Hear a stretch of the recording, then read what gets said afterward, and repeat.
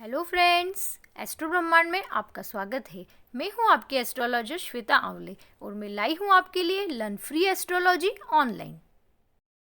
Okay friends, हमने last video में शुभ अशुभ नक्षत्र क्या होते हैं और महादशा का निर्धारण कैसे किया जाता है वो देखा था। आज हम इस वीडियो में गणमूल नक्षत्र क्या होते हैं, पंचक क्या होता है और अभिजीत नक्षत्र क्या होता है ये देखेंगे। तो आइए गाइस स्टार्ट करते हैं।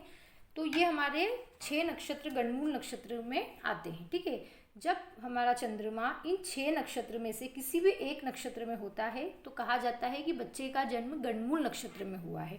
ओके गाइस, वो कौन कौन से होते हैं? अश्विनी, आश्लेषा, मघा, ज्येष्ठा, मूल और रेवती। ओके गाइस, अब इन जो 6 नक्षत्र है, ठीक है, कौन कौन से? अश्विनी, मघा, मूल, इन तीनों नक्षत्र का स्वामी ग्रह क्या होता है गाइस? केतु। तो हम क्या कहते हैं कि उस बच्चे को केतु की महादशा स्टार्ट होगी सबसे पहले, है ना। इन तीनों में से अगर किसी भी नक्षत्र में बच्चे का जन्म हुआ है तो, ठीक है, आश्लेषा, ज्येष्ठा, रेवती, अगर इन तीनों में से किसी भी बच्चे का जन्म इन नक्षत्रों में हुआ है तो उस बच्चे को स्टार्टिंग में बुध की महादशा से स्टार्ट होगी। ठीक है गाइस, अब इस चीज को समझिए कि इनको हम गणमूल नक्षत्र क्यों कहते हैं, है ना, कैसे मतलब आता है उसका। आप इस डायग्राम के थ्रू इस चीज को समझते हैं हम। जब भी मतलब ये राशि चक्र होता है तो इसमें 3 जगह पर, है ना, 3 जगह पर ऐसी सिचुएशन बनती है, ऐसी कंडीशन बनती है कि जहाँ पर नक्षत्र और राशि जो होती है गाइस वो एक साथ स्टार्ट होती है और एक साथ खत्म होती है, तो उसको गणमूल नक्षत्र की कैटेगरी में रखा गया है। जैसे आप इसको देखिए तो इसमें जो ये जो देखिए गाइस कर्क राशि है ना, ये यहाँ पर एंड हो रही है, ठीक है, और यहीं पर आश्लेषा नक्षत्र भी क्या हो रहा है? एंड हो रहा है। ठीक है, तो ये आ जाता है गण की कैटेगरी में। एक चीज और समझिएगा, इस गण मूल, तो गण में 3 नक्षत्र आते हैं और मूल में 3 नक्षत्र आते हैं। ठीक है गाइस, है ना, गण में 3 नक्षत्र आते हैं और मूल में 3 नक्षत्र आते हैं। अश्विनी, मघा, मूल, ये 3 नक्षत्र को मूल नक्षत्र कहते हैं। आश्लेषा, ज्येष्ठा, रेवती, इन 3 नक्षत्रों को गण नक्षत्र कहते हैं। ओके गाइज, ये क्लियर है। अब इस चीज को समझिए डायग्राम के थ्रू, है ना। मैंने आपको बताया था कि जब यहाँ पर कर्क राशि एंड होती है और आश्लेषा नक्षत्र भी एंड होता है तो ये नक्षत्र किसकी कैटेगरी में आता है? गण नक्षत्र की कैटेगरी में। ठीक है, अब यहाँ पर सिंह राशि स्टार्ट हुई यहाँ से, ठीक है गाइज, यहाँ से देखिए आप, सिंह राशि है तो सिंह राशि यहाँ पर स्टार्ट हुई और मघा नक्षत्र यहाँ पे स्टार्ट हुआ, तो ये क्या हो गया आपका? मूल नक्षत्र आता है। ठीक है, गण नक्षत्र जितने भी होते हैं गाइस उनका स्वामी ग्रह बुध होता है, मूल नक्षत्रों का स्वामी ग्रह केतु होता है। ठीक है, ये याद रखिए। अब ये ऐसी सिचुएशन फिर 240 डिग्री के आसपास बनेगी ना। 240 डिग्री पे क्या होगा, ये आप यहाँ पे देखिए तो वृश्चिक राशि का यहाँ पे एंड हो रहा है और ज्येष्ठा का भी एंड हो रहा है ना, तो ये क्या हो गया आपका? गण नक्षत्र, है ना। और धनु राशि में यहाँ से धनु राशि की स्टार्टिंग हो रही है और मूल जो नक्षत्र है उसका भी स्टार्टिंग हो रही है ना, तो ये क्या हो गया आपका? मूल नक्षत्र हो गया। अब ये सिचुएशन एक 360 डिग्री पे और बनेगी, इस चीज को समझिएगा। इस यहाँ पे आप देखेंगे तो जो मीन राशि है ना उसमें रेवती नक्षत्र का भी एंड हो रहा है और मीन राशि का भी एंड हो रहा है, तो ये क्या हो गया? गण नक्षत्र हो गया। और यहाँ पे आप देखेंगे गाइस तो अश्विनी नक्षत्र का भी स्टार्टिंग हो रही है और मेष राशि की भी स्टार्टिंग हो रही है, तो ये क्या हो गया?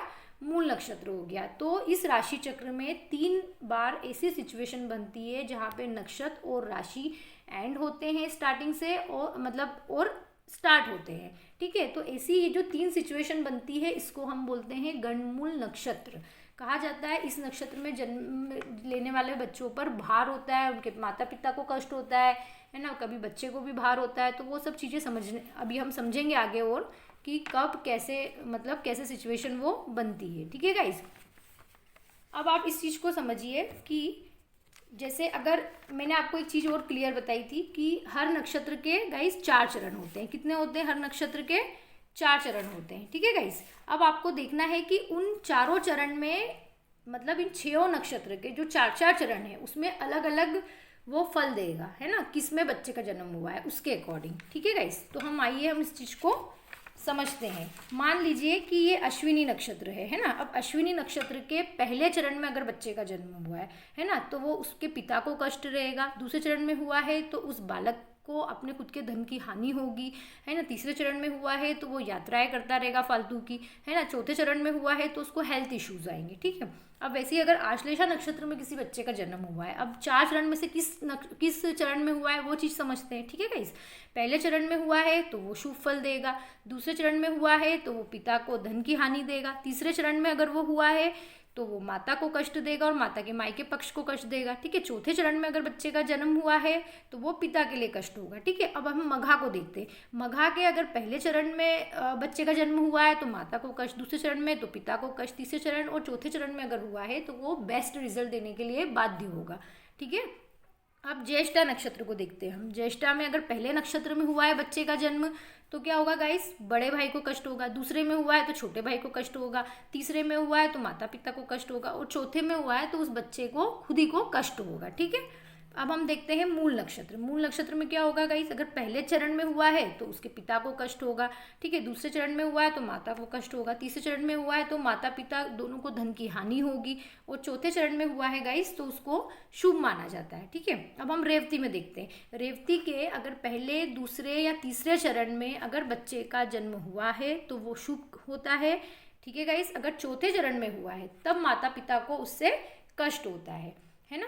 तो जरूरी नहीं है कि गणमूल नक्षत्र में अगर किसी बच्चे का जन्म हुआ है तो वो पूरा ही खराब होगा, है ना। वो आपको चरण को देखना है, उसके अकॉर्डिंग आप उसका फल डिसाइड करेंगे और उसके अकॉर्डिंग किस चीज़ से रिलेटेड प्रॉब्लम हो सकती है ना, वो चीज़ को आप देखेंगे। ओके गाइस, तो अब हम आगे इस चीज़ को समझते हैं कि जो अभिजित नक्षत्र होता है ना, वो क्या होता है। ये देखिए गाइस, यहाँ पर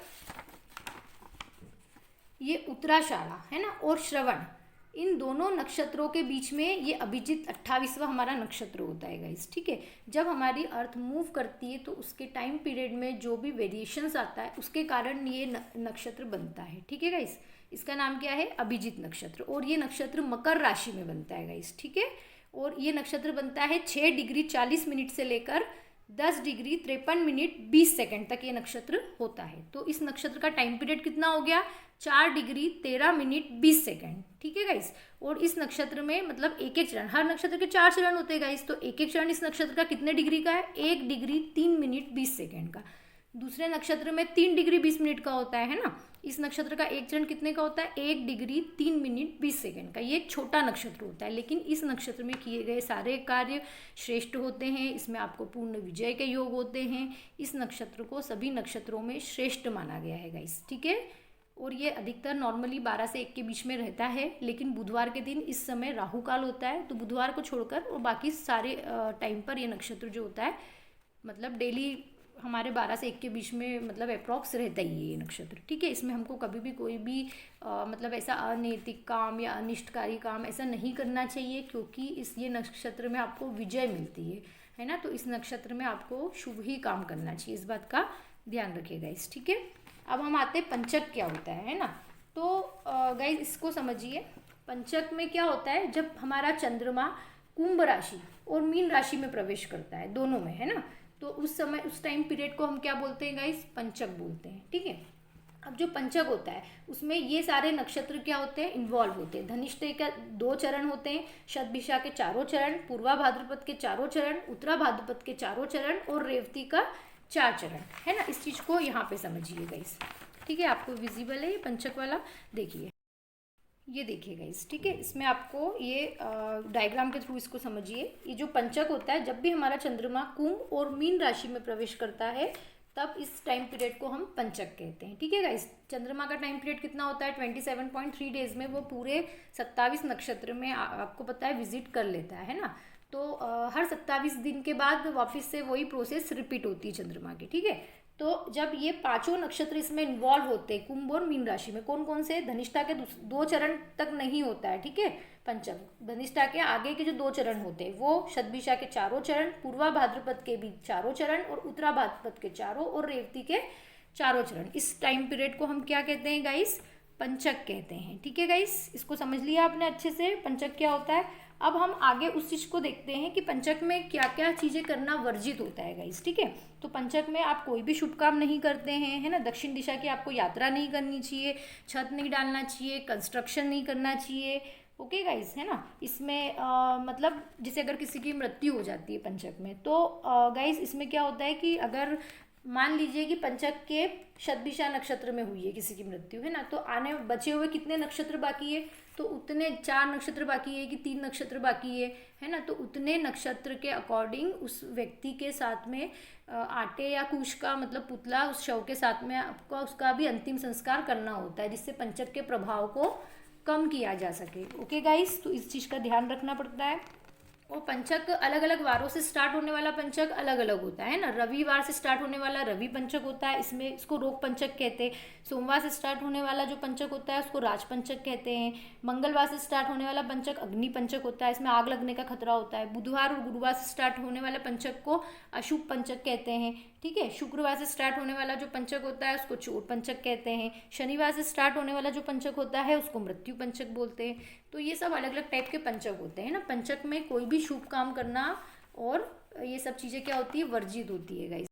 ओके फ्रेंड्स, अगर आपको मेरा वीडियो पसंद आया हो तो कमेंट्स कीजिए, लाइक शेयर एंड सब्सक्राइब करना ना भूलें। नेक्स्ट वीडियो में हम नक्षत्र एवं राशि के अकॉर्डिंग एक बच्चे का नामकरण कैसे करते हैं वो देखेंगे। My next video will be uploaded soon. मैं ट्राई करूँगी कि वीक में 2 से 3 वीडियो अपलोड कर पाऊँ। Thank you so much for watching.